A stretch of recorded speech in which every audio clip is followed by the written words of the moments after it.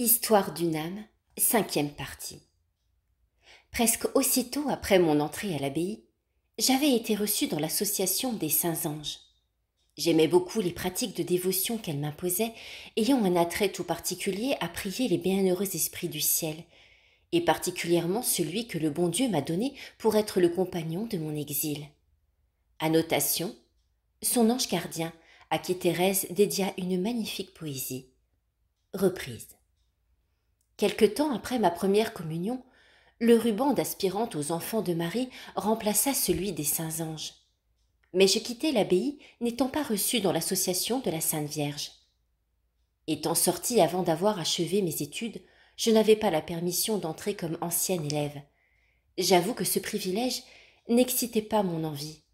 Mais en pensant que toutes mes sœurs avaient été enfants de Marie, je craignis d'être moins qu'elles l'enfant de ma mère des cieux, et j'allai bien humblement, malgré ce qu'il m'en coûta, demander la permission d'être reçue dans l'association de la Sainte Vierge à l'abbaye.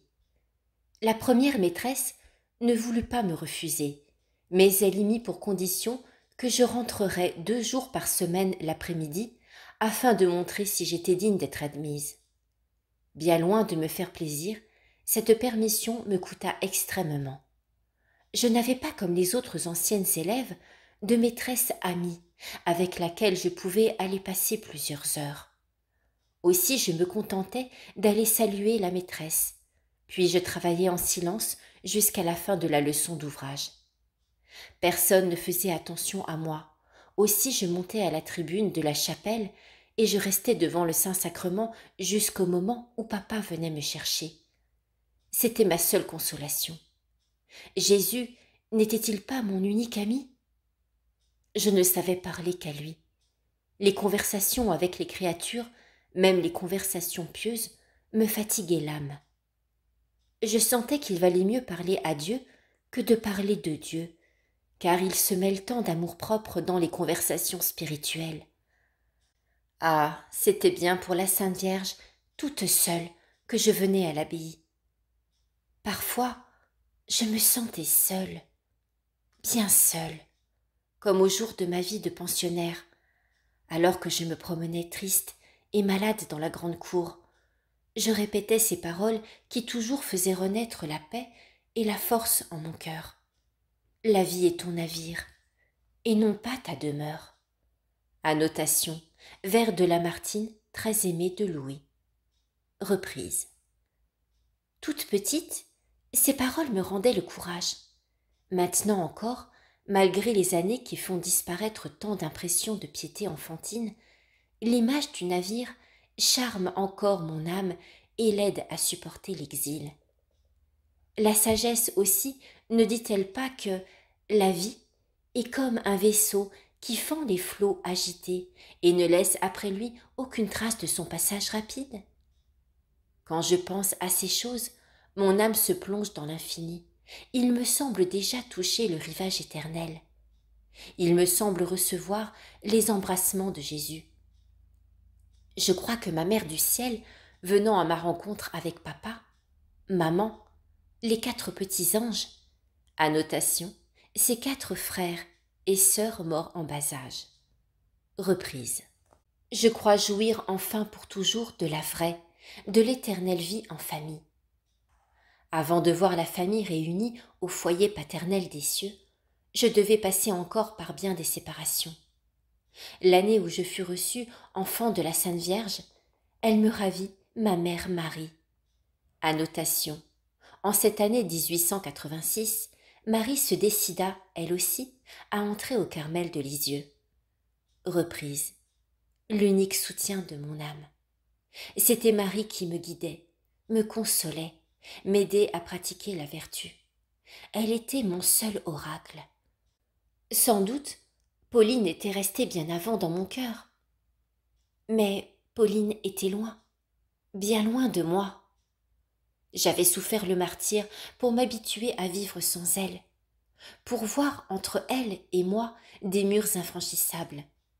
Mais enfin j'avais fini par reconnaître la triste réalité. Pauline était perdue pour moi, presque de la même manière que si elle était morte. Elle m'aimait toujours, priait pour moi. Mais à mes yeux, ma Pauline chérie était devenue une sainte, qui ne devait plus comprendre les choses de la terre. Et les misères de sa pauvre Thérèse auraient dû, si elle les avait connues, l'étonner et l'empêcher de l'aimer autant. D'ailleurs, alors même que j'aurais voulu lui confier mes pensées comme au buissonnet, je ne l'aurais pas pu. Les parloirs n'étaient que pour Marie. Céline et moi n'avions la permission d'y venir qu'à la fin, juste pour avoir le temps de nous serrer le cœur. Ainsi je n'avais en réalité que Marie. Elle était pour ainsi dire indispensable. Je ne disais qu'à elle mes scrupules, et j'étais si obéissante que jamais mon confesseur n'a connu ma vilaine maladie. Je lui disais juste le nombre de péchés que Marie m'avait permis de confesser, pas un de plus. Mais j'aurais pu passer pour être l'âme la moins scrupuleuse de la terre, malgré que je le fusse au dernier degré. Marie savait donc tout ce qui se passait en mon âme. Elle savait aussi mes désirs du Carmel, et je l'aimais tant que je ne pouvais pas vivre sans elle. Ma tante nous invitait tous les ans à venir les unes après les autres chez elle, à Trouville. J'aurais beaucoup aimé y aller, mais avec Marie. Quand je ne l'avais pas, je m'ennuyais beaucoup. Une fois cependant, j'eus du plaisir à Trouville. C'était l'année du voyage de papa à Constantinople. Annotation. Encouragé par Marie, Louis réalisa en 1885 son rêve, un voyage en Terre Sainte. Hélas, il ne put finalement aller que jusqu'à Constantinople. Reprise. C'était l'année du voyage de papa à Constantinople pour nous distraire un peu, car nous avions beaucoup de chagrin de savoir papa si loin. Marie nous envoya, Céline et moi, passer 15 jours au bord de la mer. Je m'y amusais beaucoup parce que j'avais ma Céline. Ma tante nous procura tous les plaisirs possibles, promenade à âne, pêche à l'équille, etc. J'étais encore bien enfant malgré mes 12 ans et demi. Je me souviens de ma joie en mettant de jolis rubans bleu ciel que ma tante m'avait donnés pour mes cheveux. Je me souviens aussi de m'être confessée à Trouville, même de ce plaisir enfantin qui me semblait être un péché. Un soir, je fis une expérience qui m'étonna beaucoup. Marie Guérin, qui était presque toujours souffrante, pleurnichait souvent. Alors ma tante la câlinait, lui prodiguait les noms les plus tendres, et ma chère petite cousine n'en continuait pas moins de dire en larmoyant qu'elle avait mal à la tête. Moi qui presque chaque jour avais aussi mal à la tête et ne m'en plaignais pas. Je voulus un soir imiter Marie. Je me mis donc en devoir de larmoyer sur un fauteuil dans un coin du salon. Bientôt Jeanne et ma tante s'empressèrent autour de moi, me demandant ce que j'avais. Je répondis comme Marie. « J'ai mal à la tête. » Il paraît que cela ne m'allait pas de me plaindre. Jamais je ne pus les convaincre que le mal de tête me fit pleurer. Au lieu de me câliner, on me parla comme à une grande personne, et Jeanne me reprocha de manquer de confiance en ma tante, car elle pensait que j'avais une inquiétude de conscience. Enfin, j'en fus quitte pour mes frais, bien résolue à ne plus imiter les autres, et je compris la fable de l'âne et du petit chien. Annotation, fable de La Fontaine. Reprise. J'étais l'âne, qui, ayant vu les caresses que l'on prodiguait au petit chien, était venu mettre sa lourde patte sur la table pour recevoir sa part de baisers. Mais hélas, si je n'ai pas reçu de coups de bâton, comme le pauvre animal, j'ai reçu véritablement la monnaie de ma pièce, et cette monnaie me guérit pour la vie du désir d'attirer l'attention. Le seul effort que je fis pour cela me coûta trop cher. L'année suivante, qui fut celle du départ de ma chère marraine, ma tante m'invita encore, mais cette fois seule, et je me trouvai si dépaysée qu'au bout de 2 ou 3 jours, je tombai malade, et il fallut me ramener à Lisieux. Ma maladie, que l'on craignait qui fût grave, n'était que de la nostalgie des buissonnets. À peine y eus-je posé le pied que ma santé revint. Et c'était à cet enfant-là que le bon Dieu allait ravir l'unique appui qui l'attacha à la vie. Aussitôt que j'appris la détermination de Marie, je résolus de ne prendre plus aucun plaisir sur la terre. Depuis ma sortie en pension, je m'étais installée dans l'ancienne chambre de peinture à Pauline, et je l'avais arrangée à mon goût. C'était un vrai bazar, un assemblage de piété et de curiosité, un jardin et une volière. Ainsi, dans le fond se détachait sur le mur une grande croix de bois noir sans Christ, quelques dessins qui me plaisaient. Sur un autre mur, une bourriche garnie de mousseline et de rubans roses avec des herbes fines et des fleurs. Enfin, sur le dernier mur, le portrait de Pauline, à 10 ans, trônait seul. En dessous de ce portrait, j'avais une table sur laquelle était placée une grande cage, renfermant un grand nombre d'oiseaux dont le ramage mélodieux cassait la tête aux visiteurs, mais non pas celle de leur petite maîtresse qui les chérissait beaucoup. Il y avait encore le petit meuble blanc, rempli de mes livres d'études, cahiers, etc. Sur ce meuble était posée une statue de la Sainte Vierge avec des vases toujours garnis de fleurs naturelles, des flambeaux. Tout autour, il y avait une quantité de petites statues de saints et de saintes, des petits paniers en coquillage, des boîtes en papier Bristol, etc. Enfin, mon jardin était suspendu devant la fenêtre, où je soignais des pots de fleurs, et les plus rares que je pouvais trouver. J'avais encore une jardinière dans l'intérieur de mon musée, et j'y mettais ma plante privilégiée. Devant la fenêtre était placée ma table couverte d'un tapis vert. Et sur ce tapis, j'avais posé au milieu un sablier, une petite statue de Saint-Joseph, un porte-montre, des corbeilles de fleurs, un encrier, etc. Quelques chaises boiteuses, et le ravissant lit de poupée à Pauline terminait tout mon ameublement. Vraiment, cette pauvre mansarde était un monde pour moi, et comme monsieur de Maistre, je pourrais composer un livre intitulé Promenade autour de ma chambre. C'était dans cette chambre que j'aimais à rester seule des heures entières pour étudier et méditer devant la belle vue qui s'étendait devant mes yeux. En apprenant le départ de Marie, ma chambre perdit pour moi tout charme. Je ne voulais pas quitter un seul instant la sœur chérie qui devait s'envoler bientôt. Que d'actes de patience je lui ai fait pratiquer. À chaque fois que je passais devant la porte de sa chambre, je frappais jusqu'à ce qu'elle m'ouvre, et je l'embrassais de tout mon cœur. Je voulais faire provision de baisers pour tout le temps que je devais en être privée. Un mois avant son entrée au Carmel, papa nous conduisit à Alençon, mais ce voyage fut loin de ressembler au premier. Tout y fut pour moi tristesse et amertume. Je ne pourrais dire les larmes que je versais sur la tombe de maman, parce que j'avais oublié d'apporter un bouquet de bluets cueillis pour elle. Je me faisais vraiment des peines de tout. C'était le contraire de maintenant, car le bon Dieu me fait la grâce de n'être abattu par aucune chose passagère. Quand je me souviens du temps passé, mon âme déborde de reconnaissance en voyant les faveurs que j'ai reçues du ciel. Il s'est fait un tel changement en moi que je ne suis pas reconnaissable. Il est vrai que je désirais la grâce d'avoir sur mes actions un empire absolu, d'en être la maîtresse et non pas l'esclave. Ces paroles de limitation me touchaient profondément, mais je devais pour ainsi dire acheter par mes désirs cette grâce inestimable. Je n'étais encore qu'une enfant, qui ne paraissait avoir d'autre volonté que celle des autres, ce qui faisait dire aux personnes d'Alençon que j'étais faible de caractère. Ce fut pendant ce voyage que Léonie fit son essai chez les Clarisse. J'eus du chagrin de son extraordinaire entrée, car je l'aimais bien, et je n'avais pas pu l'embrasser avant son départ. Annotation. Léonie pensait depuis son enfance à la vie religieuse, et depuis quelque temps à celle des Clarisse d'Alençon, dont Zélie était très proche.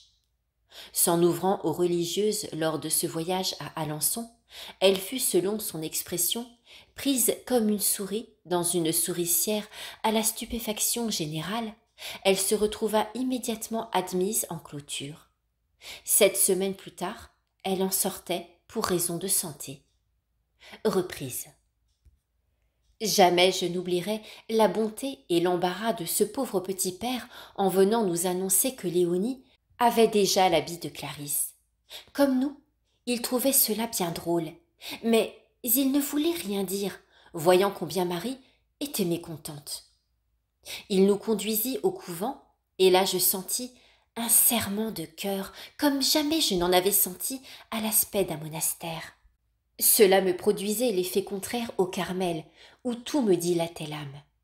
La vue des religieuses ne m'enchantant pas davantage, et je ne fus pas tentée de rester parmi elles. Cette pauvre Léonie était cependant bien gentille sous son nouveau costume.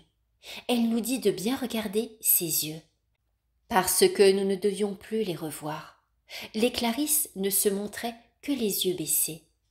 Mais le bon Dieu se contenta de 2 mois de sacrifice, et Léonie revint nous montrer ses yeux bleus, bien souvent mouillés de larmes. En quittant Alençon, je croyais qu'elle resterait avec les Clarisse. Aussi ce fut le cœur bien gros que je m'éloignai de la triste rue de la demi-lune. Nous n'étions plus que 3, et bientôt notre chère Marie devait aussi nous quitter. Le 15 octobre fut le jour de la séparation. De la joyeuse et nombreuse famille des Buissonnets, il ne restait que les 2 derniers enfants. Les colombes avaient fui le nid paternel. Celles qui restaient auraient voulu voler à leur suite, mais leurs ailes étaient encore trop faibles pour qu'elles puissent prendre leur essor. Le bon Dieu qui voulut appeler à lui la plus petite et la plus faible de toutes, se hâta de développer ses ailes. Lui qui se plaît à montrer sa beauté et sa puissance en se servant des instruments les moins dignes, voulut bien m'appeler avant Céline, qui sans doute méritait plutôt cette faveur. Mais Jésus savait combien j'étais faible, et c'est pour cela qu'il m'a cachée la première dans le creux du rocher. Lorsque Marie entra au Carmel, j'étais encore bien scrupuleuse. Ne pouvant plus me confier à elle, je me tournai du côté des cieux. Ce fut aux 4 petits anges qui m'avaient précédé là-haut que je m'adressai, car je pensais que ces âmes innocentes, n'ayant jamais connu les troubles ni les craintes, devaient avoir pitié de leur pauvre petite sœur qui souffrait sur la terre. Je leur parlais avec une simplicité d'enfant, leur faisant remarquer qu'étant la dernière de la famille, j'avais toujours été la plus aimée, la plus comblée des tendresses de mes sœurs, que s'ils étaient restés sur la terre, ils m'auraient sans doute aussi donné des preuves d'affection. Leur départ pour le ciel ne me paraissait pas une raison de m'oublier. Au contraire, se trouvant à même de puiser dans les trésors divins, ils devaient y prendre pour moi la paix et me montrer ainsi qu'au ciel on s'est encore aimé. La réponse ne se fit pas attendre. Bientôt, la paix vient inonder mon âme de ses flots délicieux, et je compris que si j'étais aimée sur la terre, je l'étais aussi dans le ciel. Depuis ce moment, ma dévotion grandit pour mes petits frères et sœurs, et j'aime à m'entretenir souvent avec eux, à leur parler des tristesses de l'exil, de mon désir d'aller bientôt les rejoindre dans la patrie. Si le ciel me comblait de grâces, ce n'était pas parce que je les méritais. J'étais encore bien imparfaite. J'avais, il est vrai, un grand désir de pratiquer la vertu, mais je m'y prenais d'une drôle de façon. En voici un exemple. Étant la dernière, je n'étais pas habituée à me servir. Céline faisait la chambre où nous couchions ensemble, et moi je ne faisais aucun travail de ménage. Après l'entrée de Marie au Carmel, il m'arrivait quelquefois, pour faire plaisir au bon Dieu, d'essayer de faire le lit, ou bien d'aller, en l'absence de Céline, rentrer le soir ses pots de fleurs. Comme je l'ai dit, c'était pour le bon Dieu tout seul que je faisais ces choses. Ainsi, je n'aurais pas dû attendre le merci des créatures. Hélas, il en était tout autrement. Si Céline avait le malheur de n'avoir pas l'air d'être heureuse et surprise de mes petits services, je n'étais pas contente, et le lui prouvais par mes larmes. J'étais vraiment insupportable par ma trop grande sensibilité. Ainsi il m'arrivait de faire involontairement une petite peine à une personne que j'aimais, au lieu de prendre le dessus et de ne pas pleurer, ce qui augmentait ma faute au lieu de la diminuer. Je pleurais comme une madeleine, et lorsque je commençais à me consoler de la chose en elle-même, je pleurais d'avoir pleuré. Tous les raisonnements étaient inutiles, et je ne pouvais arriver à me corriger de ce vilain défaut. Je ne sais comment je me berçais de la douce pensée d'entrer au Carmel, étant encore dans les langes de l'enfance. Il fallut que le bon Dieu fasse un miracle pour me faire grandir en un moment. Et ce miracle, il le fit au jour inoubliable de Noël. En cette nuit lumineuse qui éclaire les délices de la Trinité sainte, Jésus, le doux petit enfant d'une heure, changea la nuit de mon âme en torrent de lumière. En cette nuit où il se fit faible et souffrant pour mon amour, il me rendit forte et courageuse.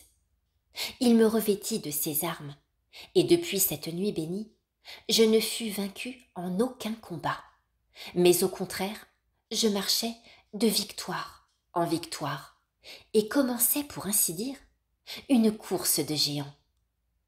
La source de mes larmes fut tarie, et ne s'ouvrit depuis que rarement et difficilement, ce qui justifia cette parole qui m'avait été dite.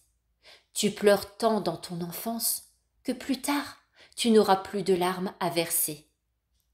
Ce fut le 25 décembre 1886 que je reçus la grâce de sortir de l'enfance. En un mot, la grâce de ma complète conversion. Nous revenions de la messe de minuit où j'avais eu le bonheur de recevoir le Dieu fort et puissant. En arrivant au buissonnet, je me réjouissais d'aller prendre mes souliers dans la cheminée. Cet antique usage nous avait causé tant de joie pendant notre enfance que Céline voulait continuer à me traiter comme un bébé, puisque j'étais la plus petite de la famille. Papa aimait à voir mon bonheur, à entendre mes cris de joie en tirant chaque surprise des souliers enchantés. Et la gaieté de mon roi chéri augmentait beaucoup mon bonheur. Mais Jésus voulant me montrer que je devais me défaire des défauts de l'enfance, m'en retira aussi les innocentes joies. Il permit que papa, fatigué de la messe de minuit, éprouvât de l'ennui en voyant mes souliers dans la cheminée, et qu'il dit ces paroles qui me percèrent le cœur. Enfin, heureusement que c'est la dernière année. Je montai alors l'escalier pour aller défaire mon chapeau. Céline, connaissant ma sensibilité et voyant des larmes briller dans mes yeux, eut aussi bien envie d'en verser, car elle m'aimait beaucoup et comprenait mon chagrin. « Oh, Thérèse, me dit-elle, ne descends pas, cela te ferait trop de peine de regarder tout de suite dans tes souliers. » Mais Thérèse n'était plus la même. Jésus avait changé son cœur. Refoulant mes larmes, je descendis rapidement l'escalier et, comprimant les battements de mon cœur, je pris mes souliers et, les posant devant papa, je tirai joyeusement tous les objets, ayant l'air heureuse comme une reine. Papa riait, il était aussi redevenu joyeux, et Céline croyait rêver. Heureusement, c'était une douce réalité. La petite Thérèse avait retrouvé la force d'âme qu'elle avait perdue à 4 ans et demi, et c'était pour toujours qu'elle devait la conserver. En cette nuit de lumière commença la 3e période de ma vie, la plus belle de toutes, la plus remplie des grâces du ciel. En un instant, l'ouvrage que je n'avais pu faire en 10, Jésus le fit, se contentant de ma bonne volonté qui jamais ne me fit défaut. Comme ses apôtres, je pouvais lui dire « Seigneur, j'ai péché toute la nuit sans rien prendre. » Plus miséricordieux encore pour moi qu'il ne le fut pour ses disciples, Jésus prit lui-même le filet, le jeta et le retira rempli de poissons. Il fit de moi un pêcheur d'âmes. Je sentis un grand désir de travailler à la conversion des pécheurs, désir que je n'avais pas senti aussi vivement. Je sentis en un mot la charité entrer dans mon cœur, le besoin de m'oublier pour faire plaisir, et depuis lors, je fus heureuse. Un dimanche, en regardant une photographie de notre Seigneur en croix, je fus frappée par le sang qui tombait d'une de ses mains divines. J'éprouvai une grande peine en pensant que ce sang tombé à terre sans que personne ne s'empresse de le recueillir. Et je résolus de me tenir en esprit au pied de la croix pour recevoir la divine rosée qui en découlait, comprenant qu'il me faudrait ensuite la répandre sur les âmes. Le cri de Jésus sur la croix retentit aussi continuellement dans mon cœur. « J'ai soif !» Ces paroles allumaient en moi une ardeur inconnue et très vive. Je voulais donner à boire à mon bien-aimé, et je me sentais moi-même dévorée de la soif des âmes. Ce n'étaient pas encore les âmes de prêtres qui m'attiraient, mais celles des grands pécheurs. Je brûlais du désir de les arracher aux flammes éternelles. Afin d'exciter mon zèle, le bon Dieu me montra qu'il avait mes désirs pour agréables. J'entendis parler d'un grand criminel qui venait d'être condamné à mort pour des crimes horribles. Annotation: Harry Pranzini, 1856-1887, fut condamné à mort le 13 juillet 1887 pour le meurtre de 2 femmes et d'une enfant. Reprise. Tout portait à croire qu'il mourrait dans l'impénitence. Je voulus à tout prix l'empêcher de tomber en enfer.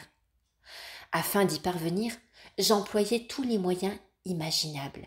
Sentant que de moi-même je ne pouvais rien, j'offris au bon Dieu tous les mérites infinis de notre Seigneur, les trésors de notre Sainte Église.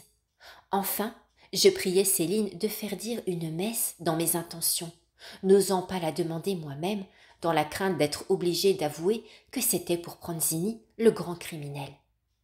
Je ne voulais pas non plus le dire à Céline, mais elle me fit de si tendres et si pressantes questions que je lui confiai mon secret. Bien loin de se moquer de moi, elle me demanda de m'aider à convertir mon pécheur. J'acceptai avec reconnaissance, car j'aurais voulu que toutes les créatures s'unissent à moi pour implorer la grâce du coupable. Je sentais au fond de mon cœur la certitude que nos désirs seraient satisfaits. Mais afin de me donner du courage pour continuer à prier pour les pécheurs, je dis au bon Dieu que j'étais bien sûre qu'il pardonnerait ce pauvre malheureux Pranzini, que je le croirais même s'il ne se confessait pas, et ne donnait aucune marque de repentir, tant j'avais de confiance en la miséricorde infinie de Jésus, mais que je lui demandais seulement un signe de repentir pour ma simple consolation. Ma prière fut exaucée à la lettre. Malgré la défense que papa nous avait faite de lire aucun journal, je ne croyais pas désobéir en lisant les passages qui parlaient de Pranzini. Le lendemain de son exécution, je trouve sous ma main le journal La Croix. Je l'ouvre avec empressement, et que vois-je? Ah, mes larmes trahirent mon émotion, et je fus obligée de me cacher. Pranzini ne s'était pas confessé, il était monté sur l'échafaud et s'apprêtait à passer la tête dans le lugubre trou, quand tout à coup, saisi d'une inspiration subite, il se retourne, saisit un crucifix que lui présentait le prêtre et baise par 3 fois ses plaies sacrées.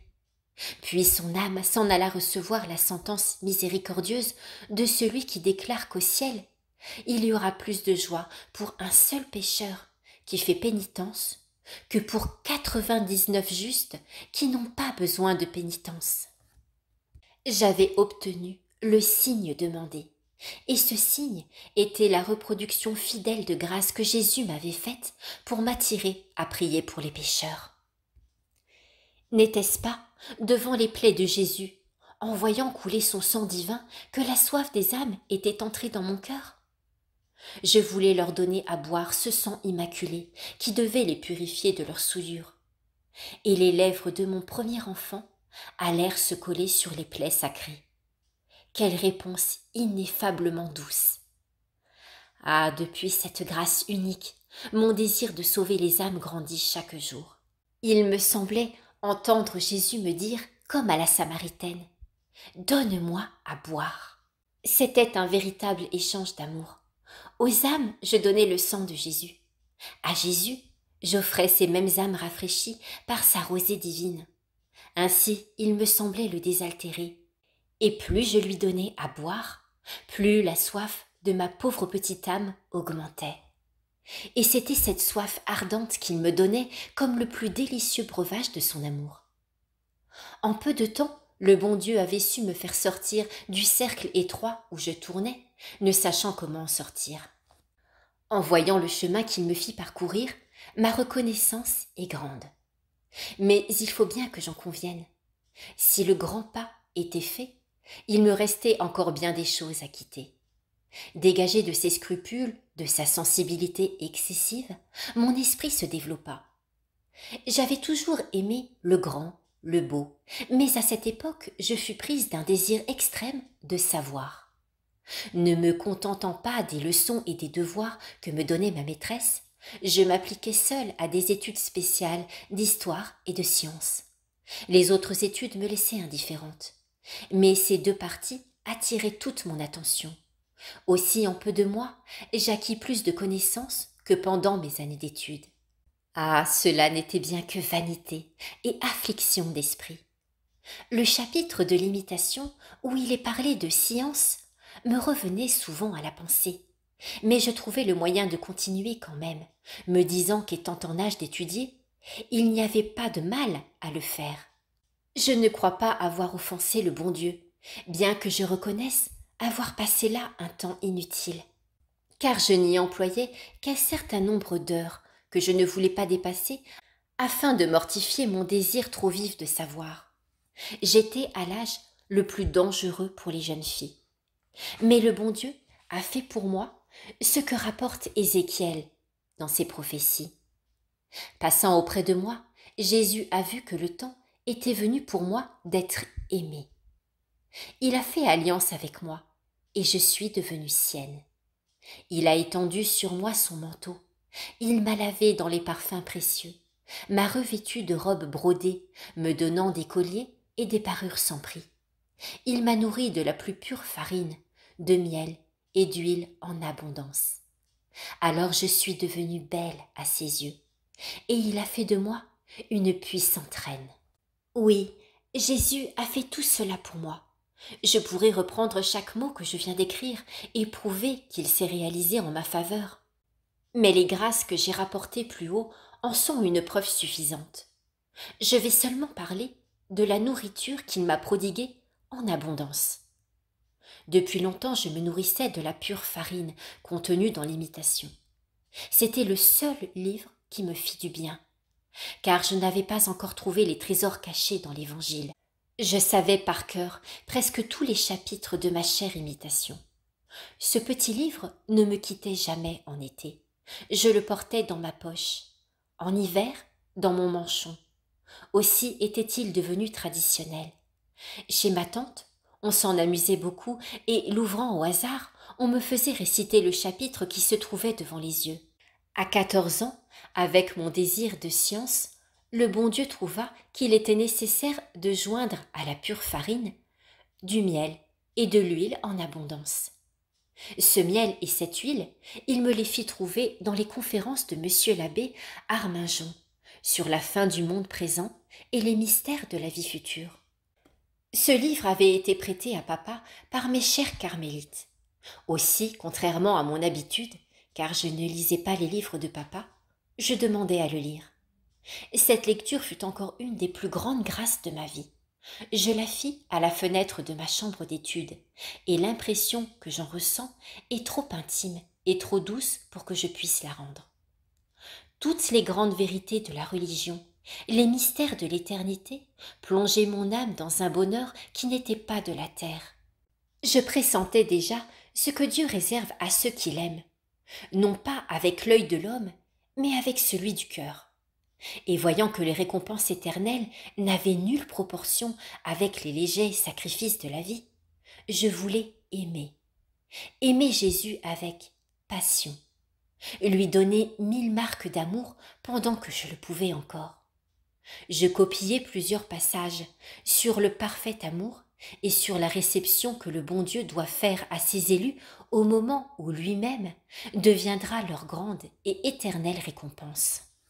Je redisais sans cesse les paroles d'amour qui avaient embrasé mon cœur. Céline était devenue la confidente intime de mes pensées. Depuis Noël, nous pouvions nous comprendre, La distance d'âge n'existait plus puisque j'étais devenue grande en taille et surtout en grâce. Avant cette époque, je me plaignais souvent de ne point savoir les secrets de Céline. Elle me disait que j'étais trop petite, qu'il me faudrait grandir de la hauteur d'un tabouret afin qu'elle puisse avoir confiance en moi. J'aimais à monter sur ce précieux tabouret lorsque j'étais à côté d'elle, et je lui disais de me parler intimement. Mais mon industrie était inutile, une distance nous séparait encore.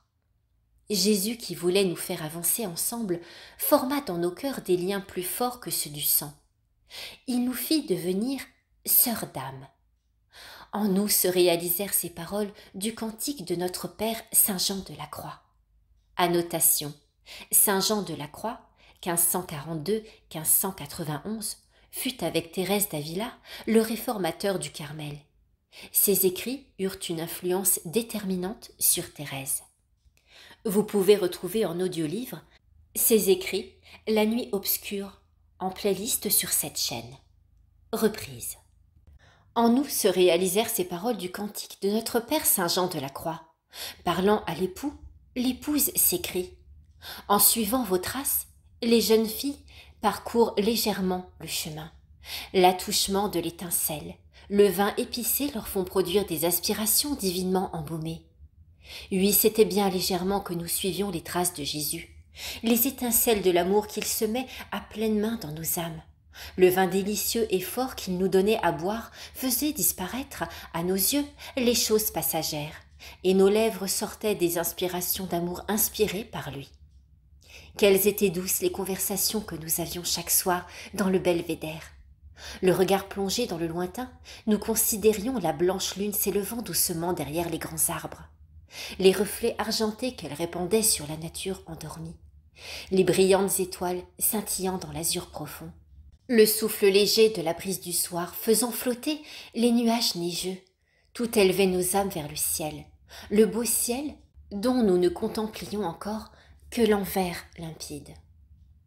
Je ne sais si je me trompe, mais il me semble que l'épanchement de nos âmes ressemblait à celui de sainte Monique avec son fils. Annotation, il s'agit de saint Augustin.